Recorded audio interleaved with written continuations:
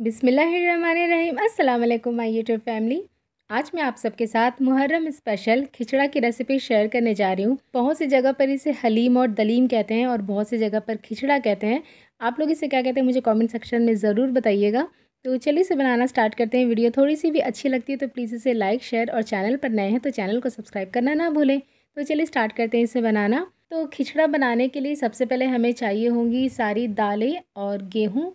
इसके साथ-साथ इसमें जौ भी जाता है, लेकिन इस टाइम पे मुझे जौ नहीं मिला मार्केट में तो मैंने नहीं लिया है। अगर आपको मिलता है तो आप ज़रूर लें और उसकी क्वांटिटी कितनी होगी मैं नीचे डिस्क्रिप्शन बॉक्स में बता दूँगी। यहाँ पर मैंने ये गेहूँ ले लिया है और ये है सारी दाल जिसे मैंने मिक्स कर लिया है। ये देखिए इसमें सारी दाल आपको दिख जाएगी। इसमें चना दाल भी है, अरहर दाल भी है, मसूर दाल भी है, उड़द दाल है। सारी दाल की जो क्वांटिटी आपको कौन सी दाल कितनी लेनी है सारी आपको नीचे डिस्क्रिप्शन बॉक्स में मिल जाएगी, मैं वहाँ पर दे दूँगी आपको। तो सबसे पहले हमें इन सबको बॉयल करना है। इसके लिए हम इसे अच्छे से वॉश कर लेंगे 3 से 4 बार पानी से।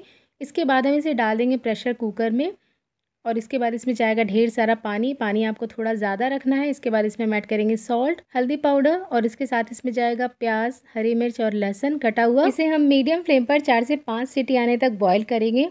अच्छा, बहुत से लोग ना इसी स्टेज पे दाल के साथ में चावल भी डालकर बॉयल कर लेते हैं। अगर आप चाहें तो कर सकते हैं, लेकिन मैंने यहाँ पर नहीं ऐड किया है क्योंकि मैं बिल्कुल वैसा बना रही हूँ जैसा मेरी मम्मी बनाती हैं। सीटी आने के बाद हम गैस का फ्लेम बंद कर देंगे और जब सारा प्रेशर रिलीज़ हो जाएगा तब हम इसे खोलेंगे। और यहाँ पर ये देखिए जो सारी दालें हैं और जो गेहूँ है वो अच्छे से गल गया है।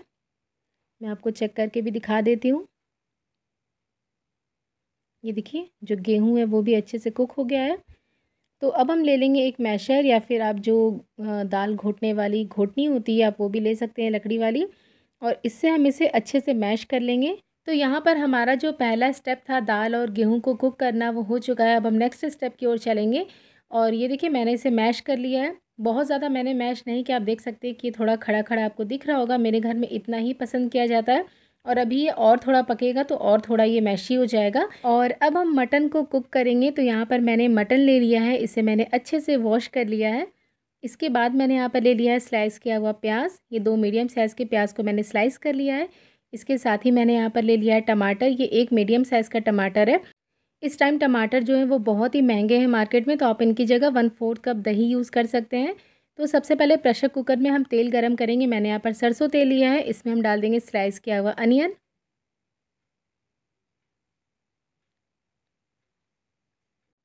तो इसे बीच-बीच में चलाते हुए हम ब्राउन कर लेंगे। अगर आप इसे छोड़ देंगे तो इस पर एक बराबर कलर नहीं आ पाएगा, तो आप इसे चलाते रहें।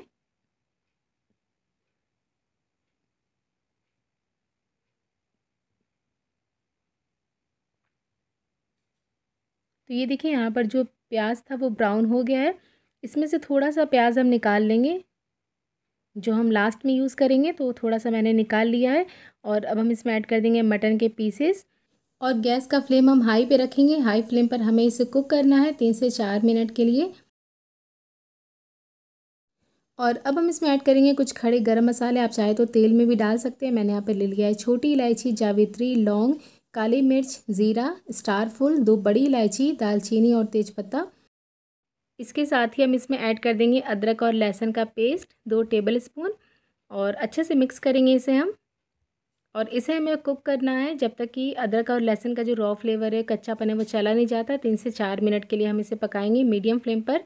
अब हम इसमें ऐड करेंगे कुछ पाउडर मसाले। तो मैंने यहाँ पर ले लिया है लाल मिर्च पाउडर, धनिया पाउडर, ज़ीरा पाउडर, हल्दी पाउडर और नमक लिया है मैंने टेस्ट के अकॉर्डिंग। सारी क्वांटिटी आपको नीचे डिस्क्रिप्शन बॉक्स में मिल जाएगी। साथ ही हम इसमें ऐड कर देंगे टमाटर जो हमने काट के रखा है। टमाटर की जगह आप यहाँ पर दही भी ऐड कर सकते हैं। अच्छे से मिक्स कर लेंगे इसे हम।